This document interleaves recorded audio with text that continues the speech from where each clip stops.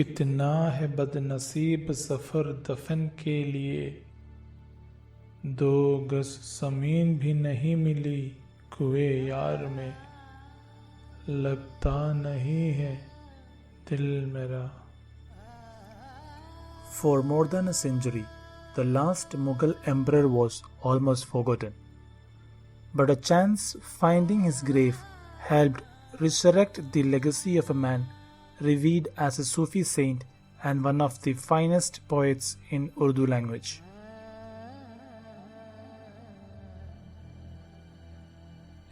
Zafar's unassuming tomb in a quiet avenue in Yangon is a distressing and silent reminder of one of the most tumultuous periods of Indian history.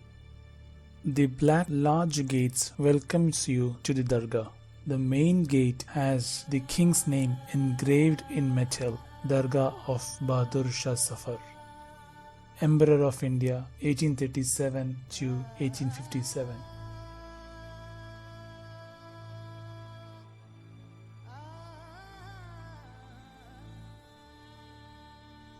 The compound is also under the surveillance of CCTV for security reasons.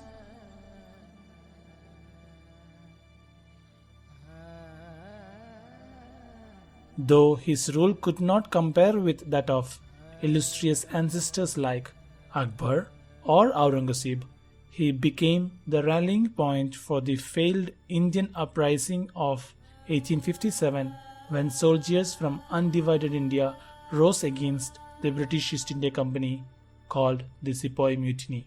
After they lost, the emperor was not sentenced to death but exiled to Rangoon, Burma, now called Yangon in Myanmar. His wife Zeenat Mahal and some of the remaining members of the family accompanied him. When you enter to the compound, on the left hand side you would see a large portrait of the king. The building follows the traditional mosque architecture. Under this blue sky sleeps the last emperor of India. Mirza Abu Zafar Sirajuddin Muhammad Bahadur Shah Zafar died at the age of 87 in 1862. With his death, one of the world's greatest dynasties, Mughal dynasty, came to an end. That very day, his British captors buried him in an unmarked grave in a compound near famous Shwedagon Pagoda in Yangon. The ceremony was attended by his 2 children and their servants, but not Zafar's wife, Zeenat Mahal. It was also said that his death did not have any effect on the people of Rangoon except for some followers.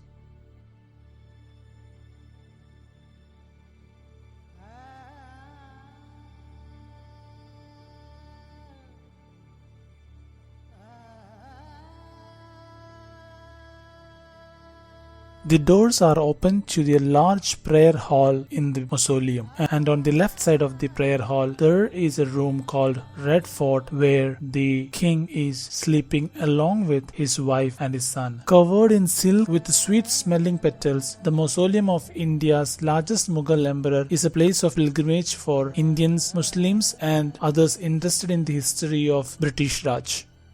Inside the Red Fort room, we can find the grave of great king and his wife along with his son. Zafar's wife Zeenat Mahal and his son Mirza Jawan Bakht has been buried here along with the king.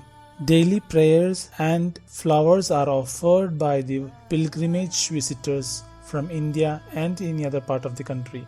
The daily rituals are conducted by the Muslim community in Yangon. Zafar's wife, Zeenat Mahal, died in 1882, approximately 20 years after his death. When she died, the location of Zafar's grave had already been forgotten and could not be located. So, she was buried in a roughly similar position near a tree where his grave was assumed to be. Zafar's son Mirza Jawan Bakht died 2 years later and was buried at the same site. In 1903, a group of visitors came from India to pay tribute to Zafar at his burial place.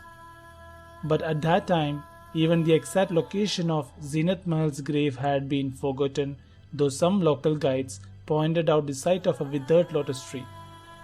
In 1905, the Muslim of Rangoon protested and demanded that there should be some measures to demarcate Safar's grave, because as a man or as a king, Bahadur Shah was not to be admired, but he should be remembered. This request was forwarded by the British to Calcutta, and the reply was that it was inappropriate for the government to construct anything over the remains of Safar as tomb, which might become a place of pilgrimage. This was followed by demonstrations and a long series of newspaper articles, by which the British agreed in 1907 to erect a single stone slab in which it was engraved, Bahadur Shah, ex-king of Delhi, died at Rangoon November 7, 1862 and was buried near this spot. In February 1991, workers who were digging for a drain discovered a brick-lined tomb 6 feet under the ground. On top, it was an inscription, and soon the body's identity was found. It was of the king. After a few years, a dargah or an Islamic shrine was built, which was inaugurated on 15 December 1994. Zafar is respected as an emperor saint, and hence this shrine has become an important place for pilgrimage by Muslims.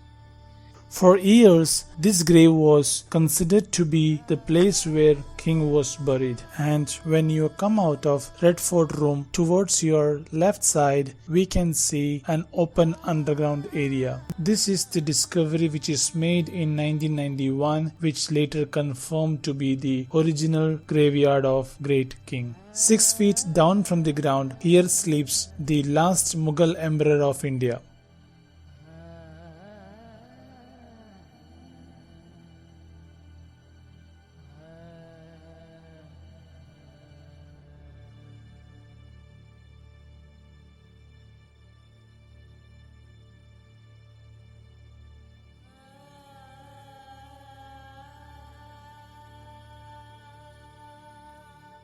Inside this two-story mausoleum are separate prayer rooms for men and women. The walls are adorned with engraved marble plaques. Defeated, demoralized, and humiliated, it was an inglorious end for a man whose Mughal ancestors had ruled a vast territory including modern-day India, Pakistan, large part of Afghanistan, and Bangladesh over 300 years. If you are visiting the mausoleum, please be aware that you will be in the holy Islamic ground, so you need to be dressed decently.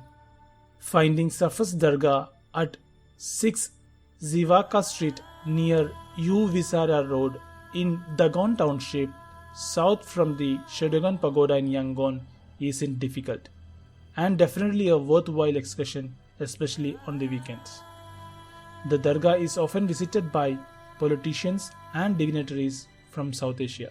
In a strange irony, having suffered defeat in the Third Anglo-Burmese War, the last king of Burma, Thibaw, was exiled 27 years later in the opposite direction from Burma to Ratnagiri in India. He died in Ratnagiri in 1916.